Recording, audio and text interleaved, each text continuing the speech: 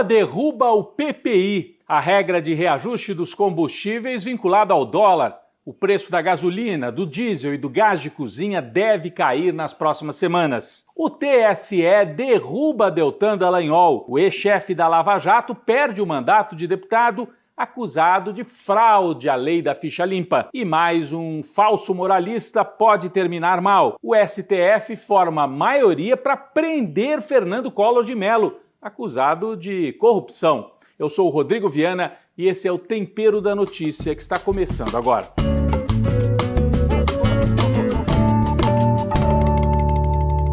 Foi uma semana com muitas quedas. A primeira delas na Petrobras.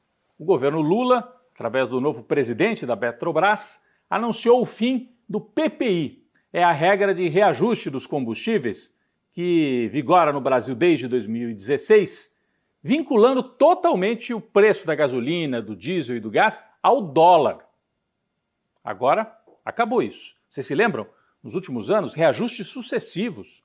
O preço passou de R$ 5,00 o litro da gasolina, chegou a R$ 6,00 em alguns lugares. Então, é algo que vai mudar. O Lula tinha prometido mexer nisso na campanha e está cumprindo essa promessa. O Brasil produz petróleo com custos em real. A produção brasileira do pré-sal é feita aqui. O Brasil não é um importador de tudo que consome.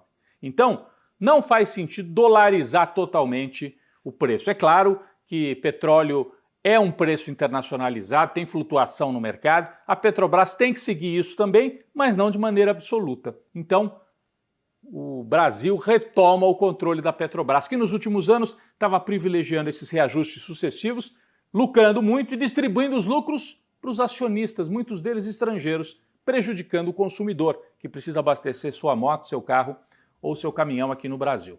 Bom, é claro que para a queda dos preços chegar lá na ponta, depende de toda a cadeia de distribuição, né? Da refinaria, para os distribuidores, para os postos. Então, a queda que pode ser entre 10% e 20% no preço depende da distribuição. O ministro Flávio Dino anunciou um mutirão de fiscalização para acompanhar a redução lá nas bombas, nos postos de gasolina, para ver se estão reduzindo mesmo, porque está saindo mais barato a partir de agora o combustível das refinarias. E se cair mesmo, e vai cair, isso vai facilitar também o controle da inflação. Nos últimos anos a inflação no Brasil subiu muito por conta disso. Aumento de diesel impacta o preço de alimento, porque é distribuído nos caminhões. Então, se cair o diesel, cai também o preço de alimentos e de outros produtos, a inflação diminui e aí o Banco Central também pode reduzir os juros, já que mantém os juros altos, com a desculpa, olha, a inflação está alta, tem que deixar o juro alto também para ver se cai a inflação. E a inflação vai cair, talvez não por causa dos juros, mas por causa da mudança na política de preços na Petrobras. Bom, eu falei uma semana de muitas quedas. Outro que caiu foi o Deltan Dallagnol, ex-chefão da Lava Jato em Curitiba, parceiro do Sérgio Moro. Vazaram as conversas do Dallagnol com o Moro, combinavam tudo, fizeram uma combinação para condenar o Lula sem provas. O Deltan Dallagnol é aquele famoso do PowerPoint, lembram? Fez um PowerPoint ainda na fase de investigação para criar aquele clima de que o Lula já era condenado.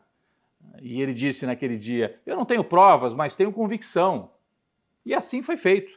E depois a Lava Jato foi desmascarada. Mesmo assim, Deltan Dallagnol, no Paraná, conseguiu se eleger deputado federal. Só que ele respondia a vários pedidos de investigações internas no Ministério Público, justamente por causa dos desvios de conduta durante a Lava Jato. Ele renunciou ao cargo de procurador e promotor lá no Paraná rapidinho para ver se escapava das punições no Ministério Público e concorreu a deputado para fugir da punição. Só que isso não pode. Pela lei da ficha limpa, se o sujeito está já com investigação, com pedido de investigação, ele não pode renunciar ao cargo e aí ficar, se salvar ali com base na eleição para deputado.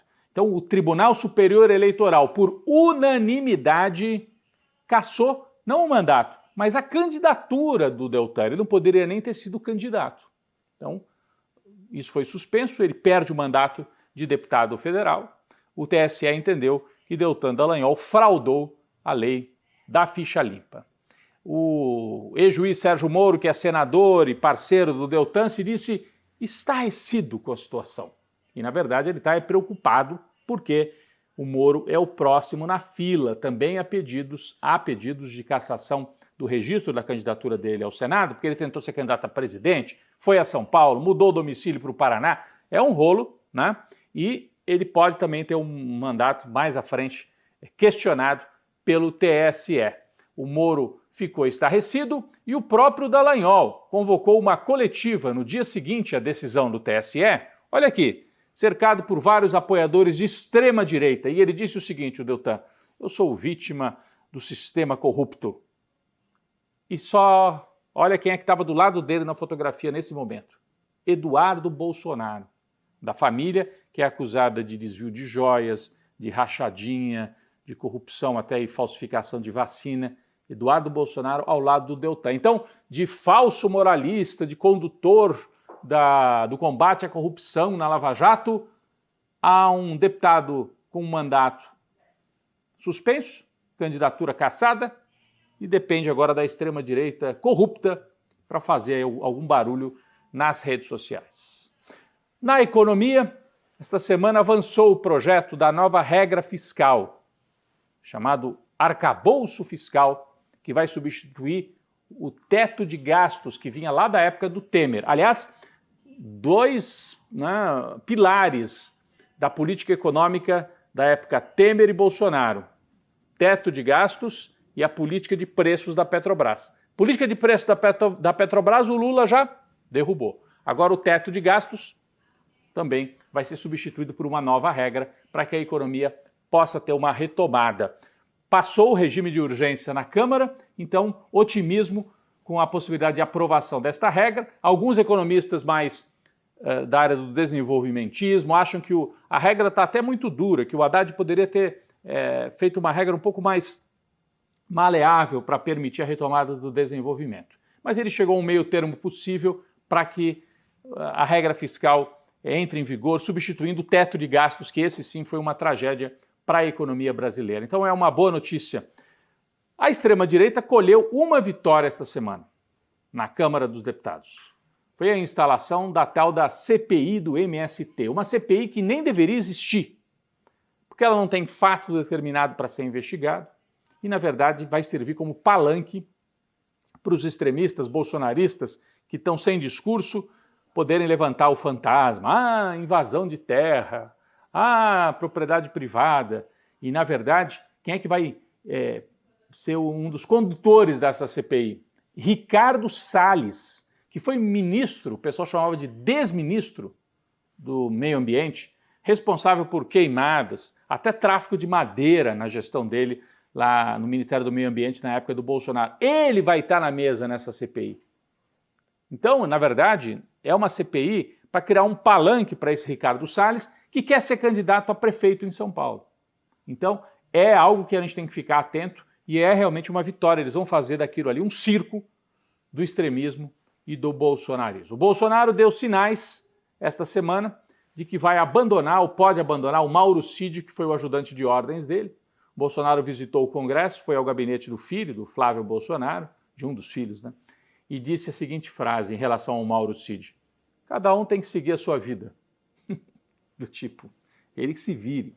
O Mauro Cid, que está preso, está envolvido no caso da falsificação das vacinas, das joias contrabandeadas e dos cartões corporativos usados pela Michele Bolsonaro e também do golpe de Estado de 8 de janeiro. 4 casos. Bolsonaro disse, cada um que siga a sua vida.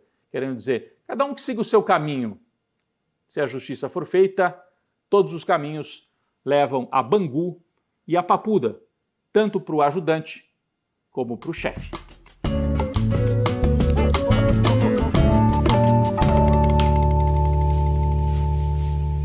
Quem vai para a panela de pressão nesta semana é um velho personagem do falso moralismo brasileiro, Fernando Collor de Mello.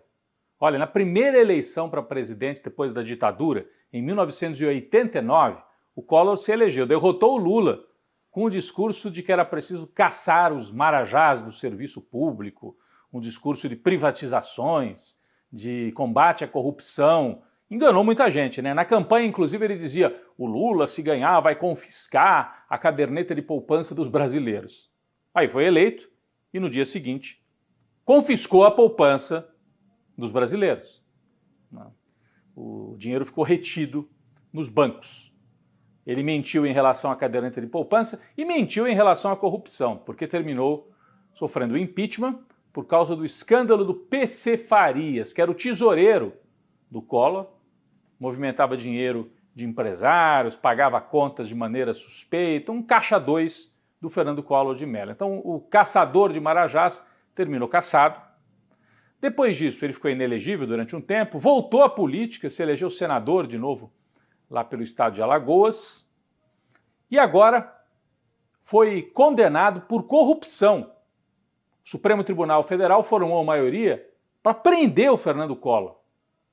Ele é acusado de intermediar um esquema para favorecer uma empreiteira em contratos na BR Distribuidora, que era uma subsidiária da Petrobras. Usou a influência de senador, liderança política e teria recebido propina, ficado com recursos para intermediar esses contratos.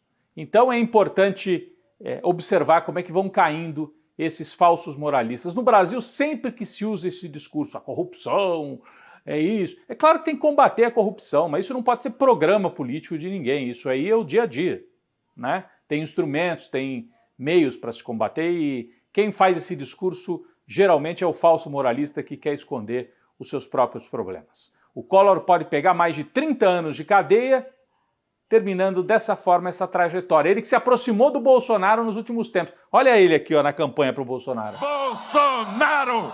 Bolsonaro! Bolsonaro! E pode terminar a carreira agora preso. É o fim do caçador de Marajás.